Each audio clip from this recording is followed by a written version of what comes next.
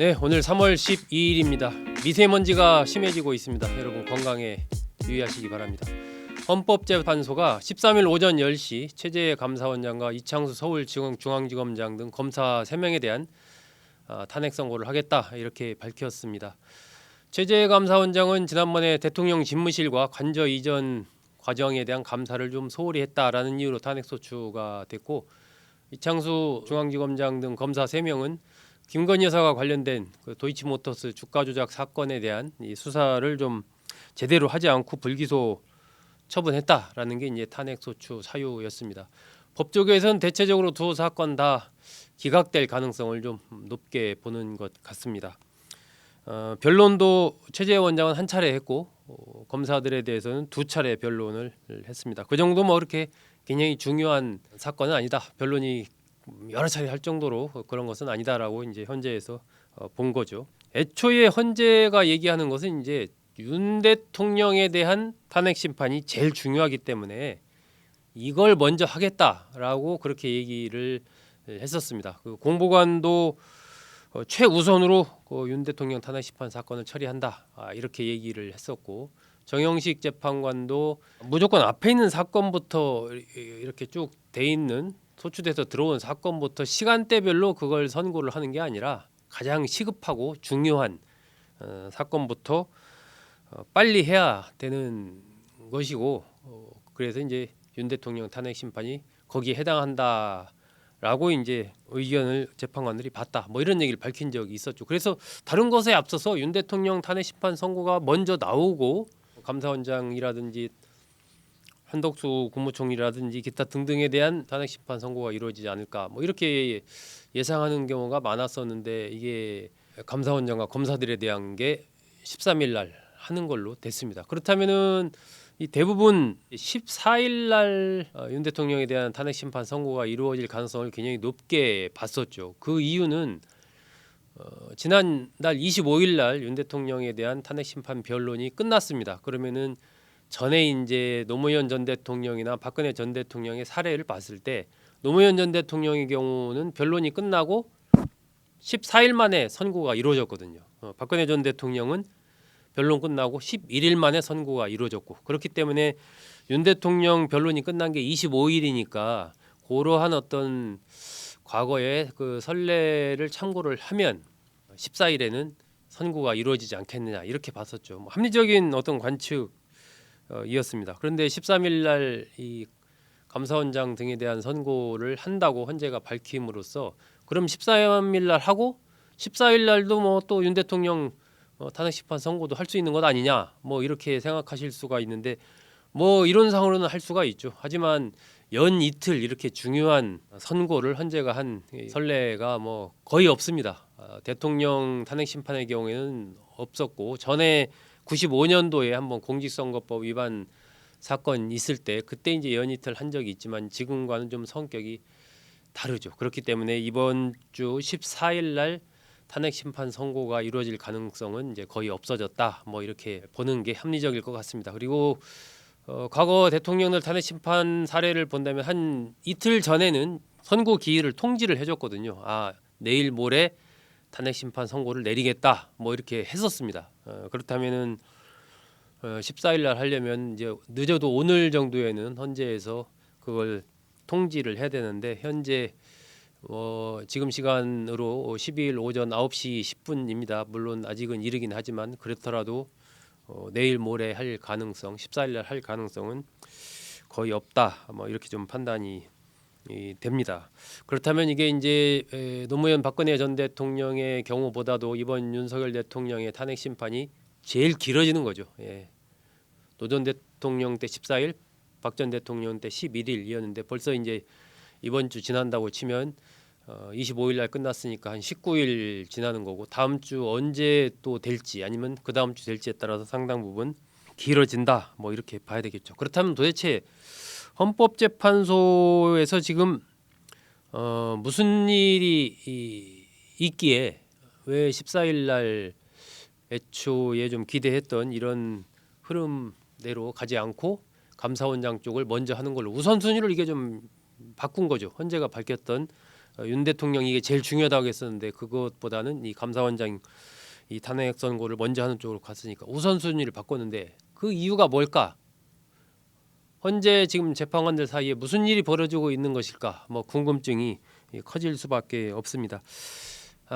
일단 현재는 그 변론 기일 마치고 25일 변론 기일 마친 이후부터 휴일을 제외한 평일날 계속 평일을 열면서 지금 재판관들끼리 논의를 계속하고 있습니다. 그런데 헌법재판소는 평의의 그 일정, 평의의 안건, 또 평의의 진행 상황 이런 것을 일절 밝히고 있지 않거든요. 현재 어느 정도까지 이 평의가 진행이 돼 왔고 현재 상황이 어떻고 이런 걸 알 길이 없습니다. 전체적으로 전문가들의 얘기나 법조계의 의견들을 종합적으로 이렇게 본다면 이게 뭔가 지금 이제 헌법재판관들 사이에 쟁점을 놓고 만장일치로 이번 탄핵 심판의 결론을 내기 위해서 좀 논의를 하고 있는 것 아니냐 이렇게 보는 것이 대체적인 흐름 같습니다. 그러니까 소수 의견들이 좀 있는 것 같습니다. 있는 것 같고 거기에 대해서 이제 서로 의견을 나누면서 만장일치로 가는 방안 또 아니면 소수 의견으로 존중해서 갔을 때 그걸 그럼 결정문에 넣어야 되는데 어떻게 그걸 넣을 거냐 이런 부분들 그러니까 뭐 법적인 쟁점도 있지만 이것이 이제 탄핵 심판 선고가 내려지고 나서 그 이후에 우리 사회가 어떤 갈등을 이제는 좀 정리를 하고 통합으로 가야 되는데 그런 측면에서 이 헌법재판소의 탄핵 심판의 결론이 어떤 형태로 나느냐는 굉장히 중요한 거죠. 그래서 지금 재판관들이 그것과 관련해서 논의를 계속하고 있는 것으로 보이고 또 하나 이제 변수가 지난 7일 날 법원에서 윤석열 대통령 석방하라고 그렇게 했고 8일 날 이제 관저로 윤 대통령이 돌아왔지 않습니까? 석방돼서 이 부분 그러니까 이것이 이제 법원에서 그 당시 얘기했던 것이 절차적인 문제 그러니까 수사권 조정의 문제도 있고 여러 가지 그 영장과 관련된 절차적인 문제 이런 것을 짚었기 때문에 헌법재판소 재판관들 입장에서도 이게 혹시라도 그러한 어떤 이 과정상의 조그마한 어떤 흠결이 있어서는 안 된다. 그것에 대한 문제 제기가 사후에라도 나오면은 이게 여러 가지로 복잡해지니까 그런 하나하나를 굉장히 구체적으로 이제 법적인 어떤 문제가 안 생기도록 점검하는 이것을 과거보다도 훨씬 더 좀 하기 때문에 시간이 더 걸리는 거 아닌가. 한 번 더 좀 제대로 검토를 하고 있는 이제 그러한 상황으로 예상이 됩니다.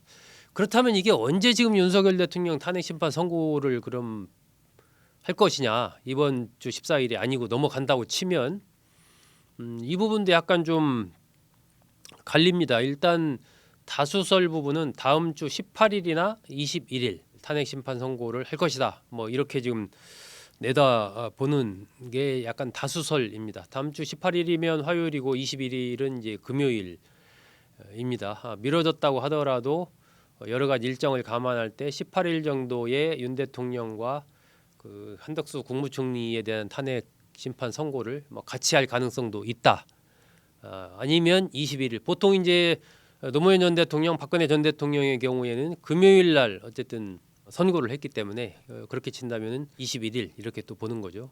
그래서 그게 좀 다수설인데 여기에도 조금 갈리는 것이 그러니까 한덕수 국무총리에 대한 이 탄핵 심판 선고 그러니까 변론 마친 게 윤 대통령은 지난달 25일이고 한덕수 국무총리는 19일입니다. 그래서 현재의 흐름으로 본다면 그렇다면은 계속해서 이제 재판관들이 치밀하게 평의를 이어가면서 이번에 감사원장, 서울중앙지검장 등 하고 다음 주에는 한덕수 국무총리 관련된 탄핵 심판 선고를 하고 그리고 윤석열 대통령 선고는 그 다음 주로 가지 않겠느냐 이러한 시각도 있습니다. 그러니까 다음 주 안에 윤 대통령과 한덕수 국무총리에 대한 탄핵 심판 선고가 이루어질 것이다라는 관측이 하나가 있고 또 하나는 이제 다음 주는 한덕수 국무총리하고 그 다음 주에 윤 대통령을 할 것이다라는 그러한 관측이 있고 아예 이제 그 선고 자체가 다다음 주로 넘어가면서 그 국무총리와 윤 대통령을 같이 하는 그렇게 될 거다라고 하는 크게 봐서 한 세 가지 정도로 지금 나눌 수가 있는 거죠. 뭐 어떤 형태를 이제 헌재가 선택할 것이냐 하는 부분은 헌재 재판관들의 결정이기 때문에 이건 뭐 조금 더 어쨌든 상황을 지켜볼 수밖에 없습니다. 그런데 다음 주가 아니라 다다음 주로 넘어갈 때 이게 상당히 이제 좀 또 정치적인 어떤 긴장감이 굉장히 커질 수가 있습니다. 다다음 주에 무슨 일이 있죠? 26일 날 이재명 더불어민주당 대표의 공직선거법 위반 사건 항소심 선고가 있습니다. 26일 날 그날이 수요일입니다. 그렇다면 만약에 다음 주를 넘겨서 다다음 주까지 윤석열 대통령 탄핵 심판 선고가 가게 된다면 이게 26일 날이 수요일 날 이 대표의 공직선거법 그 항소심 선고가 이루어지고 통상 금요일 날 했던 걸로 본다면 그럼 28일 날 윤석열 대통령 탄핵 심판 선고가 내려지는 만약에 이 흐름으로 가게 된다면 민주당으로서는 상당히 부담스러운 거죠. 26일 날 공직선거법 항소심에서 물론 무죄가 나올 가능성도 있지만 현재로서는 무죄보다는 유죄, 형량의 차이는 있지만 유죄가 나올 가능성이 더 크다라는 게 대다수 어떤 전문가들의 지금 전망이기 때문에 그렇게 된다면은 상당히 거기에 대한 비판, 이 대표의 어떤 대선 출마에 대한 여러 가지 논란 이런 것들이 뭐 좀 이슈가 커질 수가 있는 거죠.